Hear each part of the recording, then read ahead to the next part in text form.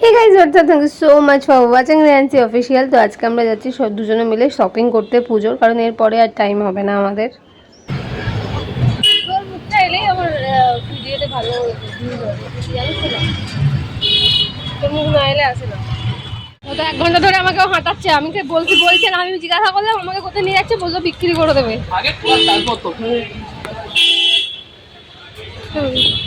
এই ভদ্রলোক আমাকে বিক্রি করার জন্য নিয়ে যাচ্ছে, বিক্রি করবে বলছে। তুই তো বললি, আমি তোকে জিজ্ঞাসা করলাম কোথায় যাচ্ছি, এত হেঁটে হেঁটে, তুই বললি বিক্রি করে দেবো তোকে। এটা তো গিরিশ পার্ক। হ্যাঁ, তাহলে আমরা কলেজ স্ট্রিট থেকে গিরিশ পার্ক কেন এলাম? ওটা বন্ধ কর। ফাইনালি আমাকে ও শিলার আসতে এলো, ও পুজোর শপিং করবে বলে আমাকে নিয়ে এলো। আমাকে দেবে না কিনে এটা আমি জানি। কি রে, আমাকে কিনে দিবি? তুই নিজের কিনবি বলে আমাকে এত কষ্ট করে নিয়ে এলি? তোর লজ্জা করে না?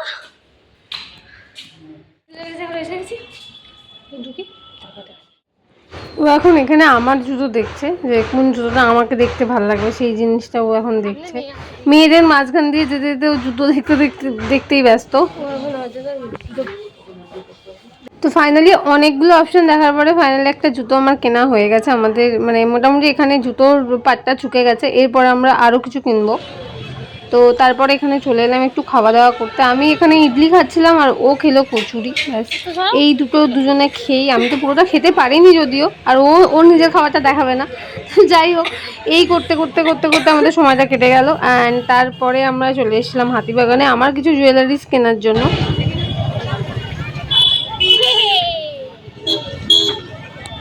তারপর হাতে চিপস নিয়ে বাসে উঠে পড়লাম বাড়ির উদ্দেশ্যে। Tata, thank you so much for watching.